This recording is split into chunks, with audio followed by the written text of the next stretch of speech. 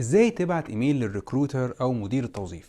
كنا نزلنا من مدة وظيفة لمهندس معماري على الصفحة عندنا، وللأسف نقدر نقول كل السيفيهات اللي جات لنا والايميلات اللي جات لنا لم ينجح احد.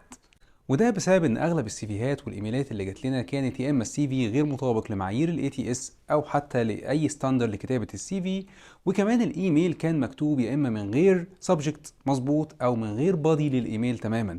جالي ايميلات كتير فاضيه، ولولا اللي احنا مجرد همزه وصل بين طالب الوظيفه وبين الناس كان ممكن نرفض كل السيفيهات دي لو انا الريكروتر اللي براجع على السي في. فضروري جدا، كنا اتكلمنا قبل كده عن ازاي تعمل سبجكت للايميل، وفي فيديوهات هتقدروا توصلوا لها في الصفحه عندنا. والمره دي بنتكلم عن اهميه البادي بتاع الايميل. البادي بتاع الايميل لازم يتكتب فيه في اول سطرين عدد سنين خبرتك، وليه انت شايف نفسك مناسب للوظيفه دي، ما بين السكيلز بتاعتك ماتشنج او نوعيه المشاريع اللي انت اشتغلتها قبل كده. فبتتكلم عن عدد سنين الخبره، بتتكلم عن اهم السكيلز، بتتكلم عن اهم الشهادات اللي اخدتها، تقدر تتكلم كذلك عن نوعيه المشاريع اللي اشتغلتها وازاي هي ماتشنج مع الوظيفه اللي انت بتقدم عليها.